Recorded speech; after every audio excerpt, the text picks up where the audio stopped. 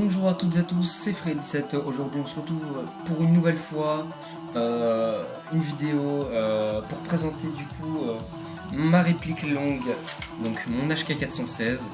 Dans la vidéo précédente, j'avais dit concernant mon M9 Barretta, j'avais dit que j'allais faire une vidéo pas très longue concernant mon HK416 puisque j'en avais déjà fait une.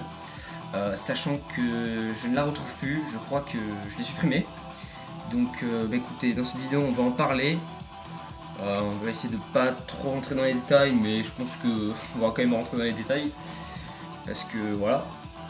Et donc on va plutôt s'attarder sur le matériel. Donc j'ai commandé, enfin j'ai pas commandé, j'ai acheté directement dans un magasin E17. Là où j'ai acheté du coup mon M9 Barretta. Donc on a pour commencer la poignée. Alors je n'ai pas la boîte avec moi. Mais voilà. Je n'ai pas la boîte avec moi donc je peux pas vous dire grand chose dessus. Donc c'est une poignée ergo avec un trou ici. Donc pour bien que ce soit bien léger. Donc on a une bonne prise en main, ça change rien. Ensuite donc franchement elle est plutôt pas mal. On peut la régler n'importe où. Même pour ceux qui ont envie de la mettre sur le côté, même si ça sert pas à grand chose. Donc ça c'est fait pour la poignée. Alors ça c'est pas d'origine, hein, je vous rassure tout de suite. C'est un camo que j'ai rajouté dessus. Donc je trouve que c'est plutôt stylé que de voir le vieux cache-flamme, d'ailleurs qu'on peut pas changer malheureusement. Ensuite nous avons la lunette.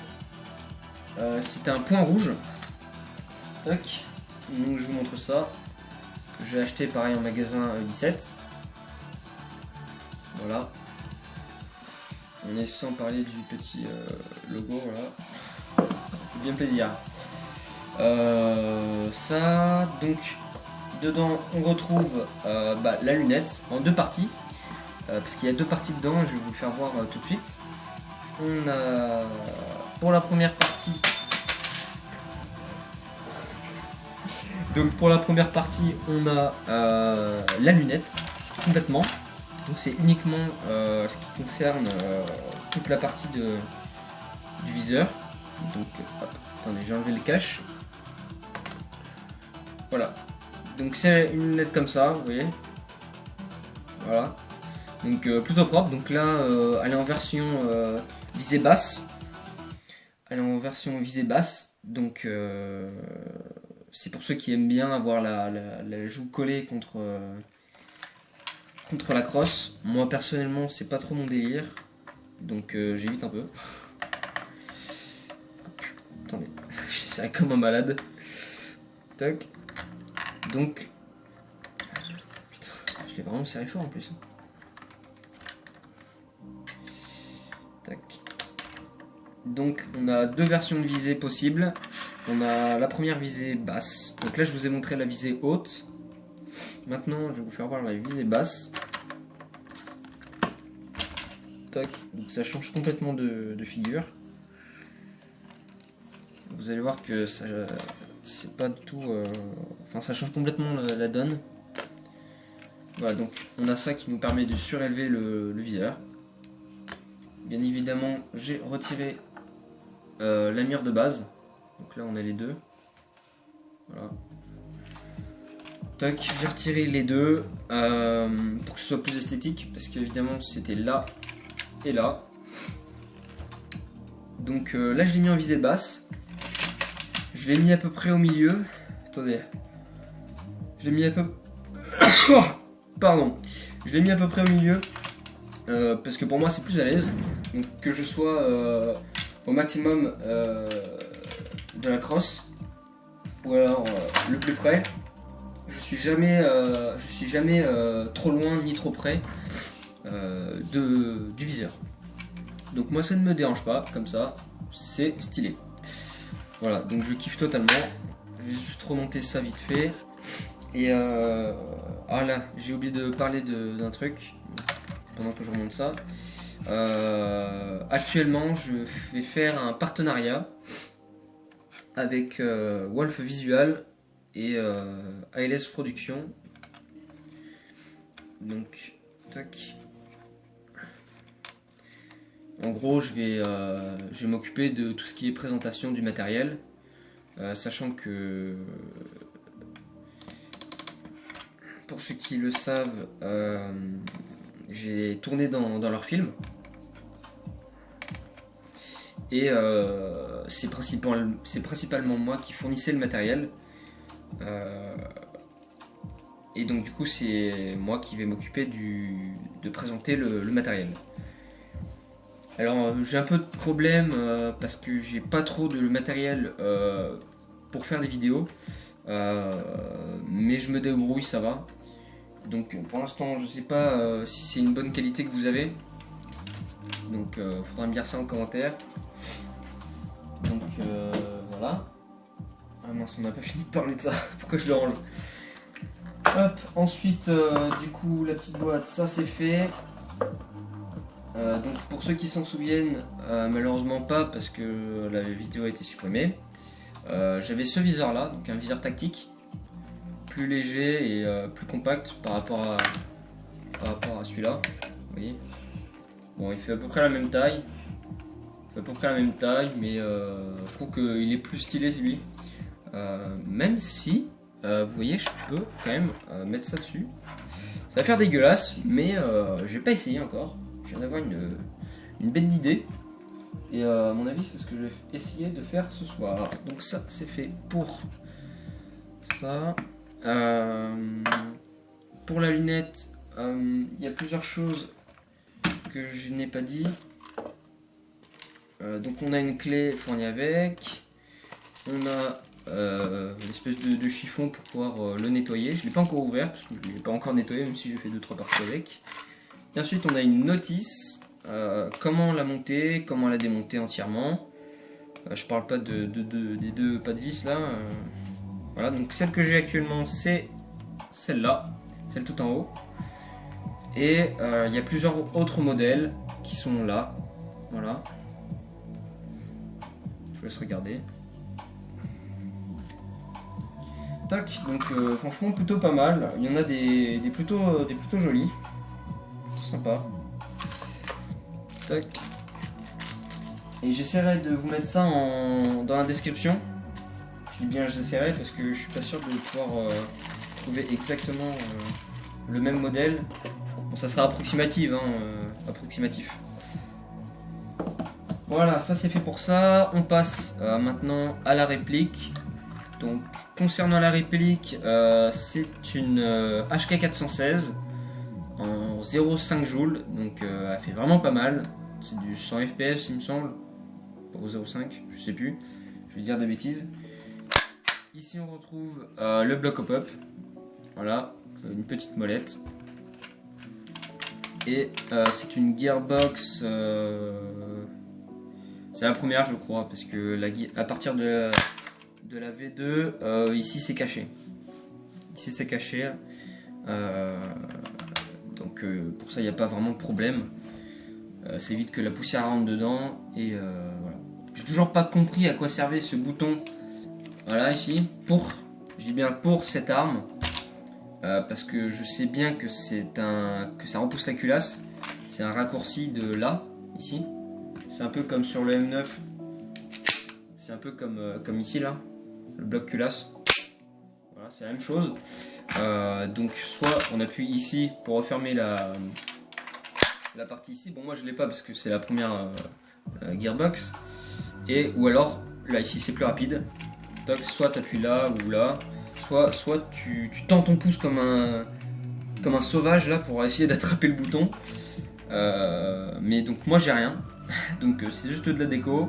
Je peux changer les modes de tir. Donc j'ai auto et semi-auto. Faut que j'aille me coucher parce que je suis fatigué. Ça, donc elle est full plastique, enfin full ABS. Cross réglable. Rien à dire, franchement, pour ce que c'est, vu le prix pour lequel je l'ai eu. Donc je l'ai commandé sur Amazon. J'en ai eu pour 104 € il me semble. Donc pas si cher que ça. Pour au final plutôt pas mal. Voilà. Donc on passe à la partie batterie. Voilà, faut y aller comme un bourrin à chaque fois. Hop. Donc on a le chargeur ici, qui est inclus avec, avec l'arme, et les batteries qui ne quelque pas par là. Voilà. Voilà, on a les batteries, donc c'est du 650 mAh, donc c'est du 8,4 volts. Voilà, plutôt sympa. Ça a fourni une bonne. Ouais, ça a une autonomie de 8 heures pour 4 heures de rechargement, sans booster de chargeur. Donc pareil, pareil sur le cube au final. Donc je sais plus, c'est pas une lipo comme batterie, je sais plus ce que c'est. Bon, ceux qui verront ces embouts, ils sauront à quoi se référer. Ils me diront tout de suite. Je ne sais plus, malheureusement. Et c'est pas si grave que ça au final, parce que je me porte très bien aujourd'hui. Ça, c'est fait. Donc je vais vous faire écouter vite fait un peu ce que ça donne. Hop, si je ne mets pas dans les bons trous, ça va pas fonctionner. Tac, on referme le capuchon. Parce que la dernière fois, alors c'est très con, hein, le fait de pousser vers le bas pour libérer, parce qu'on faisait une partie airsoft dans les bois avec des potes, et en fait mon épaule en fait a cogné dessous, ce qui fait que du coup bah, ça s'est barré. Et j'ai eu de la chance, je l'ai retrouvé, il était pas très loin de moi, pourtant j'ai marché je sais pas 100 mètres, et pourtant je l'ai retrouvé, il y avait des fougères partout, de l'herbe partout, je voyais rien, et je l'ai vu là en plein milieu, j'ai fait ah bah tiens, mais j'ai eu de la chance. Donc je l'ai repris, et en plus mais je le sentais parce que ça faisait un poids en arrière à cause des batteries qui pendaient, et j'avais peur en finale de les perdre. Je me suis dit je vais me retrouver à mettre du scotch pour pas que ça sorte. Enfin bref. Ça, hop, je vous fais écouter 2 secondes. Donc là je suis en safe, je peux pas tirer. Auto, enfin semi-auto. Et full auto.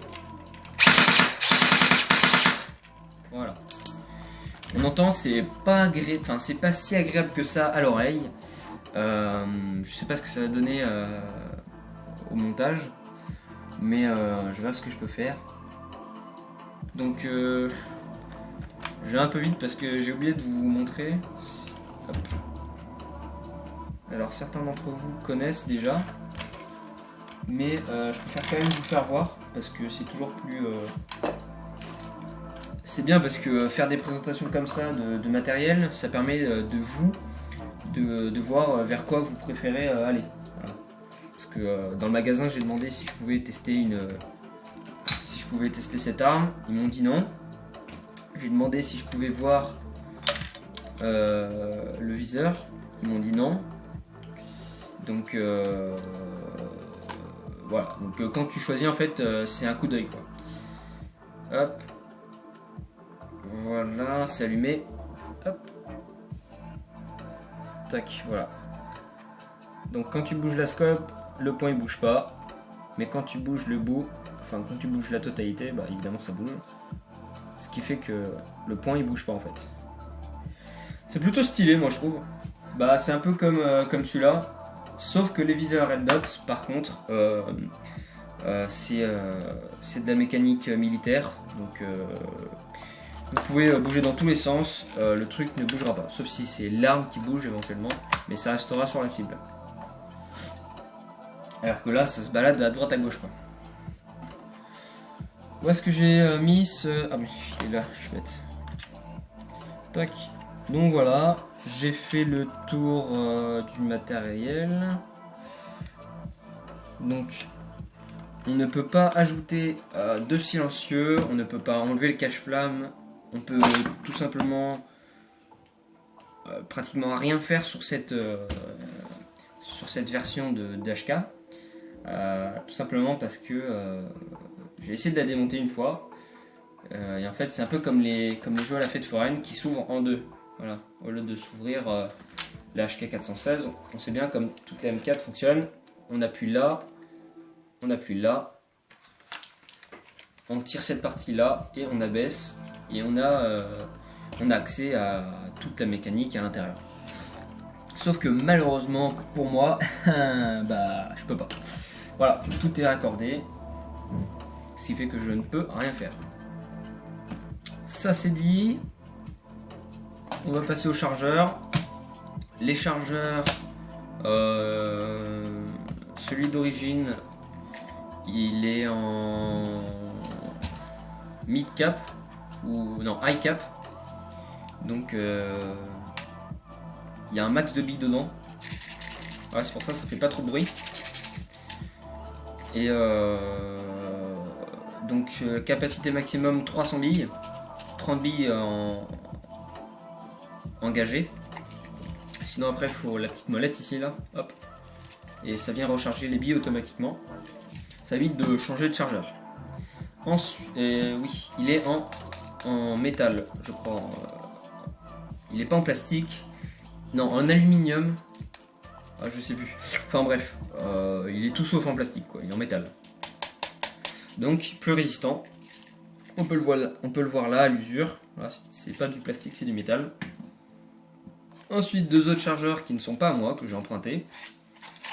Donc un high cap, je crois, ou un, ouais je sais plus, je crois que c'est un high cap, pareil. Donc lui par contre totalement plastique, polymère, voilà, un peu plus fragile, faut faire attention. À ne pas lâcher, à ne pas laisser tomber, c'est-à-dire que vous le reprenez, toc, c'est pas en fin de partie vous venez récupérer vos chargeurs, non, il faut le récupérer directement. Il faut pas le laisser tomber par terre, sinon il peut casser. Voilà. Donc lui il est pas tombé par terre, mais voilà, il a cassé. Voilà, donc c'est celui qui était d'origine avec la réplique, et pas avec la HK416, mais une autre M4. Et je sais pas comment ça a pété le truc, et voilà. Du coup il n'y a plus le dessous. Et ensuite on a un low cap, donc plus réaliste. Alors on en a de différentes versions des low cap. On peut avoir 30 billes, comme on peut avoir 130 billes, je crois, un truc comme ça. Moi j'aime bien personnellement ce genre de chargeur en low cap, parce que d'un, quand tu te déplaces, ça fait vraiment pas de bruit, c'est léger, et personnellement ça coûte pas très cher. Voilà, c'est entre 11 12 euros selon là où vous allez acheter votre chargeur. Moi personnellement les low cap ils en avaient pas, fallait les commander, mais ils en auront la prochaine fois, donc je verrai. Et donc c'est entre 11 et 12 euros. J'ai fait le tour sur ça. Après je reviens pas sur les speed loaders, tout le monde sait ce que c'est. Après il y a les big loaders. Justement pour ça, c'est plus rapide, plus efficace. Après tu peux l'utiliser aussi pour tu peux l'utiliser aussi pour recharger les chargeurs de corps à corps. Voilà. Et ce que j'ai oublié de préciser dans la vidéo précédente, c'est qu'en fait on peut recharger par ici. Attendez, hop. Je vais juste voir comme ça. Vous voyez ici, là, il y a assez de place pour loger une bille. Donc, hop, je vais vous faire voir ça. J'ouvre. Merde. Putain. Hop. On ouvre et dès qu'on met la bille, elle est dedans en fait. Voilà. Et elle sort. Voilà, donc c'est assez pratique, ça va plus vite. Et moi je trouve que c'est plus efficace. Voilà. On a fait le tour. Il me semble. Je vais pas parler des billes, mais voilà, on a qui utilisent des 0,30 pour leur arme. Moi, comme elle est pas très puissante, j'utilise du 0,20. À la limite du 0,25, mais ça reste encore trop lourd. Donc j'utilise du 0,20. Voilà. Bah, je crois qu'on a fait le tour. J'ai pas parlé de la sangle. Je peux vite fait en parler. Donc la sangle, moi j'ai pas d'attache pour un point, c'est pour ça que j'en ai pas pris, parce que normalement l'attache à un point vient se mettre ici, mais j'en ai pas de prise. J'en ai juste à l'avant ici, de boucle, donc pour droitier ou gaucher, et à l'arrière une, bah, peu importe, en fait, c'est multi-côté, droite ou gauche. Donc moi je l'attache là, donc à 2 points. Voilà, bah, j'ai fini de présenter cette belle réplique. J'espère que ça vous aura plu. Je l'ai oublié d'éteindre. Hop, voilà. Sinon ça va niquer les batteries. J'espère que cette vidéo vous aura plu. Si c'est le cas, n'hésitez pas à la partager, à commenter et abonnez-vous. Je vous dis à la prochaine pour une nouvelle vidéo. C'était Free17.